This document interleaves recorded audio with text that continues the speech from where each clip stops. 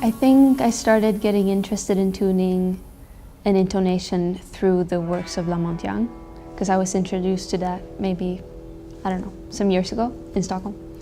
There was a group of people working with just intonation a lot, making electronic music, and so they introduced me to his work, and I kind of fell in love with that and with raga music. The interesting thing with the midtone tuning was that I discovered that I could use that to play music in just intonation, which I didn't realize that when I was first studying midtone tuning. I didn't realize that there were some artifacts that actually made it like some, what do you say, like byproducts that was more interesting to me. That was like these intervals that you find in the Welsh piano, for example. The way I think about tuning is basically the harmonic series. That's where I start. So I always try to compose chords that you can find within one harmonic series. In this period of time where I am right now, I know what I'm after, what kind of sound I'm after.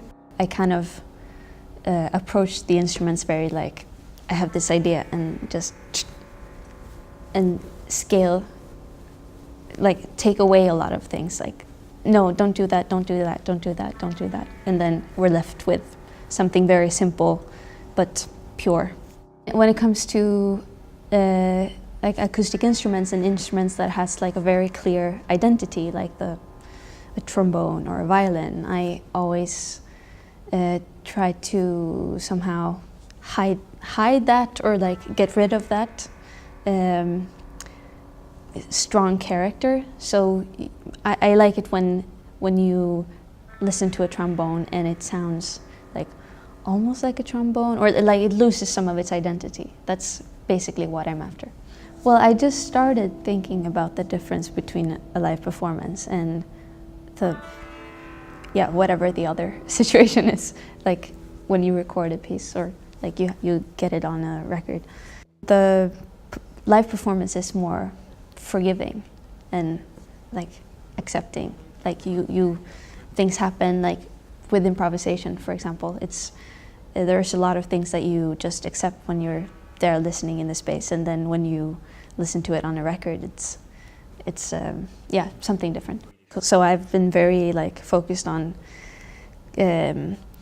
composing something that has a very coherent form, and often in a live situation maybe you could benefit from not doing that and from like letting people actually get a bit more comfortable and like, oh, things are happening, and like it's not just one chord for 40 minutes. I think I've got a lot of ear training from singing, and I mean in Swedish choir music it's very much about intonation.